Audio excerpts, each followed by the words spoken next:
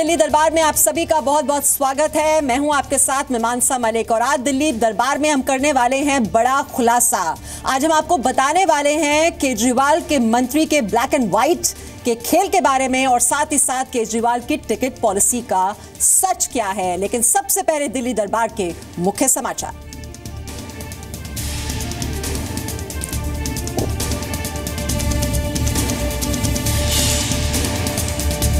1984 में हुए दिल्ली के सिख दंगे के 5 मामलों को फिर से खोला जाएगा, दिल्ली हाईकोर्ट ने दिया आदेश। दिल्ली कांग्रेस के नेता सज्जन कुमार की बढ़ सकती हैं मुश्किलें, कोर्ट ने पूछा सिख दंगे की जांच फिर से क्यों ना हो। दिल्ली के स्वास्थ्य मंत्री सत्येंद्र जैन पर काले धन को सफेद करने का आरोप, 16 करोड़ 39 लाख रुपए हवाला के जरिए हुए सफेद। सत्येंद्र जैन ने काले धन से किया कौन सा काला कारोबार, खुलासा आज रात 9 बजे डीएनए में। बीजेपी सांसद मीनाक्षी लेखी का बयान, आम आदमी पार्टी गलत तरीके से इकट्ठा कर रही है पैसा, चुनाव में जनता देगी जवाब। महाराष्ट्र, मध्य प्रदेश और छत्तीसगढ़ के बीजेपी सांसदों से मिले पीएम मोदी, सरकार के कामकाज को लोगों तक पहुंचाने को कहा। दिल्ली सरकार को बड़ा झटका, एलजी ने कहा आम आदमी पार्टी से वसूले जाएं विज्ञापन पर खर्च हुए 97 करोड़ रुपए। आज हमेशा के लिए बंद हो जाएगा दिल्ली का सबसे पुराना सिनेमा घर रीगल, आखिरी 2 शो में संगम और मेरा नाम जोकर की होगी स्पेशल स्क्रीन। राजस्थान के गृह मंत्री के गैंगरेप पीड़ित पर दिए गए बयान पर राज्यसभा में हंगामा, नारेबाजी करते हुए विपक्षी सांसद वेल में पहुंचे। अपनी कार में पुणे से दिल्ली पहुंचे शिवसेना सांसद रविंद्र गायकवाड़, बैन के बाद एयर इंडिया ने दूसरी बार रद्द किया था टिकट। सांसद रविंद्र गायकवाड़ पर फ्लाइट में ट्रैवल बैन के खिलाफ स्पीकर से मिले शिवसेना के सांसद, एयर इंडिया पर कार्रवाई की मांग। शिवसेना के सांसदों की दलील दर्ज हो चुकी है, एफआईआर, गायकवाड़ पर फ्लाइट में ट्रैवल बैन को हटाया जाए। शिवसेना सांसद संजय राउत का बयान, माफिया गुंडों की तरह बर्ताव करती हैं एयरलाइन कंपनियां, जांच में पता चलेगा कि किसने क्या किया।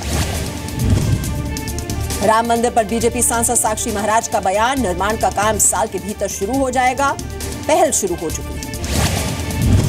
राम जन्मभूमि मसले पर हाशिम अंसारी के बेटे इकबाल अंसारी ने सुप्रीम कोर्ट को लिखी चिट्ठी, सुब्रमण्यम स्वामी के हस्तक्षेप पर जताया एतराज। समाजवादी पार्टी नेता नरेश अग्रवाल ने राज्यसभा में उठाया मनोनीत सांसदों की गैर हाजिरी का मुद्दा, कहा सदन की इजाजत हो तो ऐसे सांसदों को लिखूंगा चिट्ठी। नरेश अग्रवाल ने पूछा अगर ऐसे सांसद नहीं आते तो क्या इसका मतलब यह है कि उनकी रुचि नहीं है? अगर ऐसा है तो उन्हें इस्तीफा दे देना चाहिए। दिल्ली के जीबी पंत अस्पताल के छात्रों का सड़कों पर प्रदर्शन, बेहतर सुविधा की मांग को लेकर दिया धरना। ग्रेटर नोएडा में कीनियाई छात्रा की पिटाई का मामला निकला फर्जी, पुलिस का दावा दोस्त से लड़ाई से डिप्रेशन में थी छात्रा। कीनिया हाई कमीशन ने माना छात्रा से मारपीट के आरोप थे गलत, पारिवारिक वजहों से लड़की डिप्रेशन में थी। कैब ड्राइवर का खुलासा, सुबह 5 बजे कीनियाई छात्रा को छोड़ा था, चलती कार में ही छात्रा ने पी थी शराब। कीनियाई लड़की पर पुलिस को गुमराह करने का चल सकता है केस, कैब ड्राइवर का आरोप, लड़की के साथियों ने 500 रुपए लूटे। राजस्थान, मध्य प्रदेश, महाराष्ट्र, उड़ीसा और गुजरात में 2 दिनों तक सताएगी गर्मी, मौसम विभाग का अनुमान।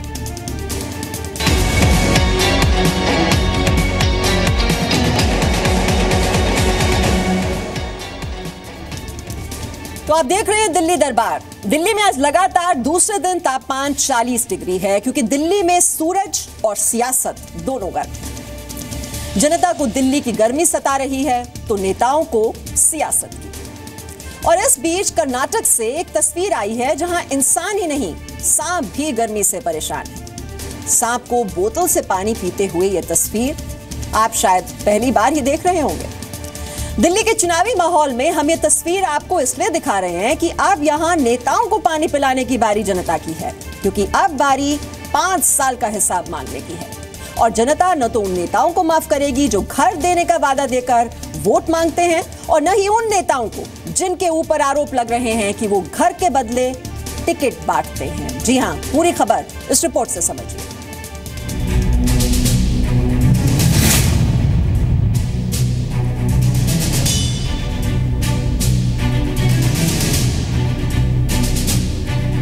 चुनावों के पहले जो अरविंद केजरीवाल वायदा करते थे कि वो घर नहीं लेंगे, क्या उनके घर के साथ टिकट पॉलिटिक्स जुड़ी है? बदलाव के अंदर एक हिस्सा बनूं, तब मैंने अरविंद जी को अपना घर एज ए टोकन 1 रुपए पर मंथ में उनको दिया था। ये है हरजीत सिंह, जिन्हें राजौरी गार्डन विधानसभा उपचुनाव के लिए आम आदमी पार्टी से टिकट मिला है। और हरजीत सिंह का अरविंद केजरीवाल से क्या ताल्लुक है और कैसे ये नाता एक घर से जुड़ा, ये समझिए। हरजीत सिंह ने आम आदमी पार्टी के शुरुआती दिनों में पार्टी को हनुमान रोड स्थित अपना मकान दिया था। इसी पते का इस्तेमाल कर केजरीवाल ने वर्ष 2013 के विधानसभा चुनावों में दिल्ली निवासी के तौर पर नामांकन में यही पता भरा था।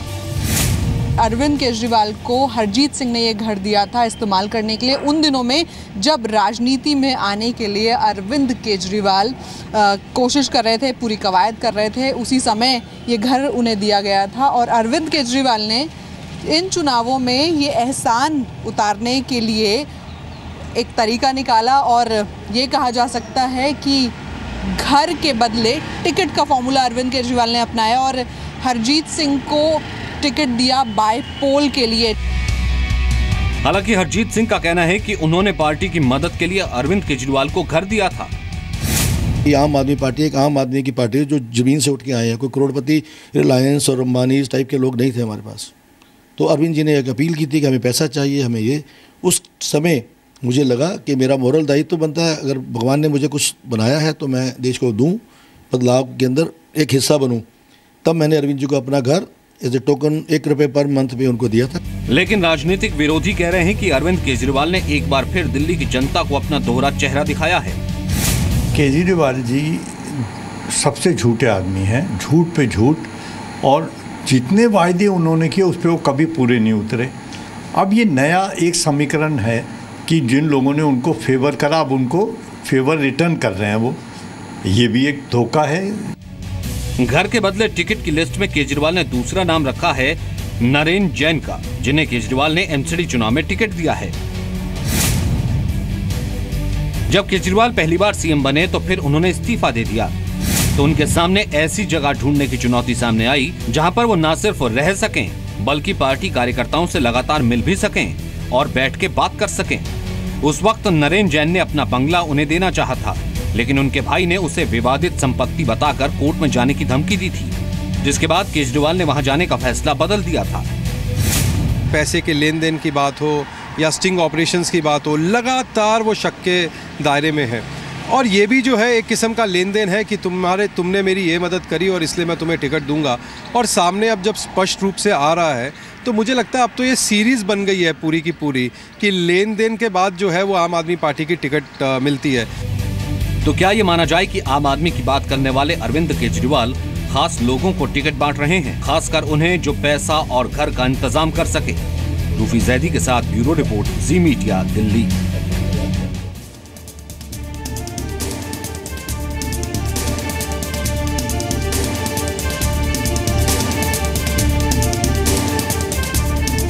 तो टिकट देने का क्राइटेरिया क्या है आम आदमी पार्टी का, केजरीवाल का, वो आपने देख लिया इस रिपोर्ट में, बिल्कुल अलग है। चलिए, इस वक्त आप मुझे देख रहे हैं सेल्फी के फ्रेम में, क्योंकि दिल्ली दरबार में हमने आज से एक नया सेगमेंट शुरू किया है, दिल्ली की सेल्फी। एक सेल्फी जरिया बन सकती है आपकी समस्याओं को, आपकी प्रॉब्लम्स को, आपके मुद्दों को उन तक पहुंचाने का जो इसे खत्म करने के लिए कोई ठोस कदम उठा सकते हैं। सेल्फी में वैसे तो आप सिर्फ अपनी तस्वीर ही देखते हैं, लेकिन जी न्यूज की इस सेल्फी में आप पूरी दिल्ली की तस्वीर देखेंगे। तो अपनी इस सेल्फी यात्रा में आज हम सबसे पहले आपको लेकर चलेंगे पटेल नगर। वहीं से देखिए जी मीडिया रिपोर्टर अमित प्रकाश की रिपोर्ट।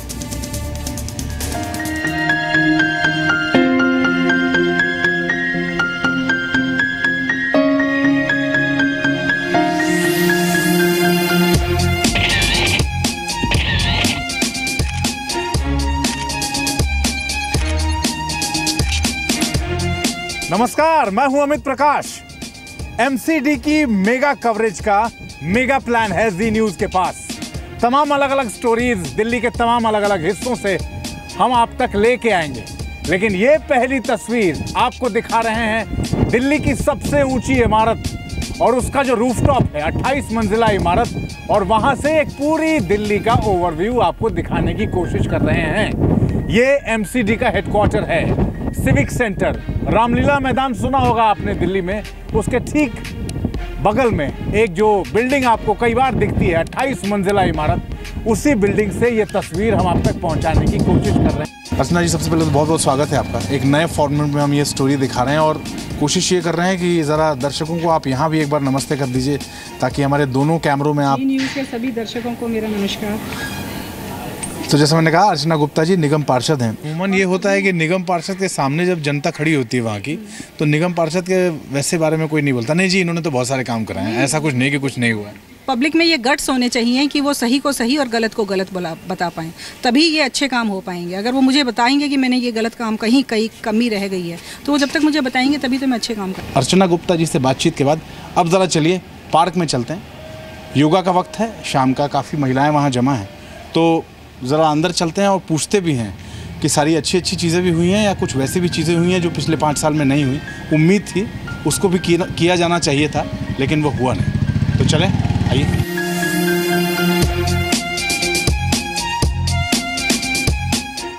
मैडम के साथ मिलकर बहुत अच्छा मेंटेन किया हुआ है, और इसमें हमें सबसे ज़्यादा सुविधा ये है कि हम जब योगा करते हैं यहाँ, ना हमारे पास कोई डॉग्स हैं, ना कोई एनिमल्स किसी तरह के नहीं है।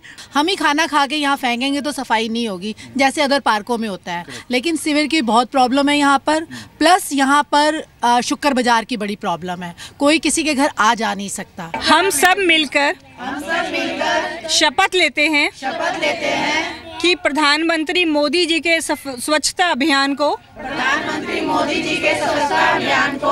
उनके संकल्प को हम पूरा करेंगे। अपने क्षेत्र में आसपास सफाई रखेंगे। तो अगले प्रोग्राम में दूसरा इलाका अपने सहयोगी नौशाद के साथ मुझे अमित प्रकाश को दीजिए इजाजत। नमस्कार। तो पटेल नगर से आपने ये रिपोर्ट देखी। वैसे हम सभी जब सेल्फी लेते हैं तो मुस्कुराते हैं, और दिल्ली भी मुस्कुराती रहे, इसलिए आपको जहां कहीं भी गंदगी, टूटी सड़कें या ऐसा कुछ भी जो आपके लिए मुश्किल पैदा कर रहा है, जिससे आप बहुत ज्यादा परेशान हैं और आप उसके खिलाफ आवाज उठाना चाहते हैं, तो अपने इलाके में जो भी समस्या है उस समस्या के साथ आप अपनी सेल्फी खींचिए और इस सेल्फी को ट्वीट कीजिए #दिल्ली की सेल्फी पर, क्योंकि आपकी सेल्फी बनेगी दिल्ली की आवाज। दिल्ली के स्वास्थ्य और शहरी विकास मंत्री का हवाला कनेक्शन सामने आया है। इनकम टैक्स विभाग की जांच के मुताबिक केजरीवाल के मंत्री सत्येंद्र जैन ने हवाला ऑपरेटर्स की मदद से 16 करोड़ से ज्यादा की मनी लॉन्ड्रिंग की, और फिर उस ब्लैक मनी से कौन सा काला कारोबार हुआ, दिल्ली दरबार में यह बड़ा खुलासा।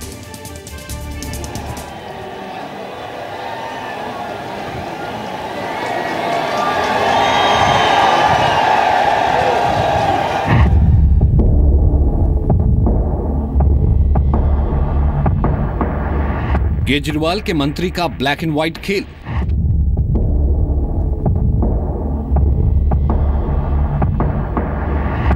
केजरीवाल के मंत्री का हवाला कनेक्शन।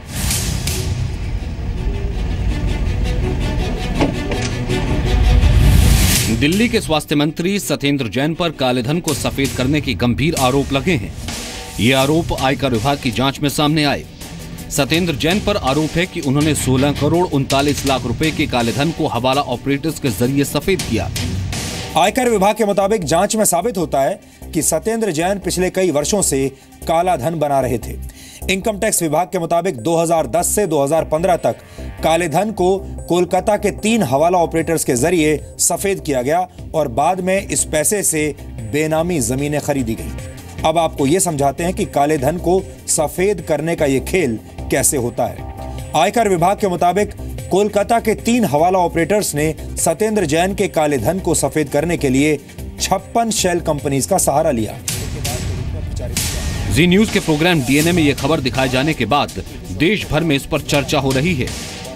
इस तरीके की जो पैसा इकट्ठा करने की कोशिश की जा रही है और गैर कानूनी काम करने की, वो गलत है और दिल्ली की जनता इन सब चीज़ों को अच्छी तरह देख रही है, यही उम्मीद करती हूँ। सत्येंद्र जैन ने जो काला धन बनाया उससे किस काले कारोबार को अंजाम दिया?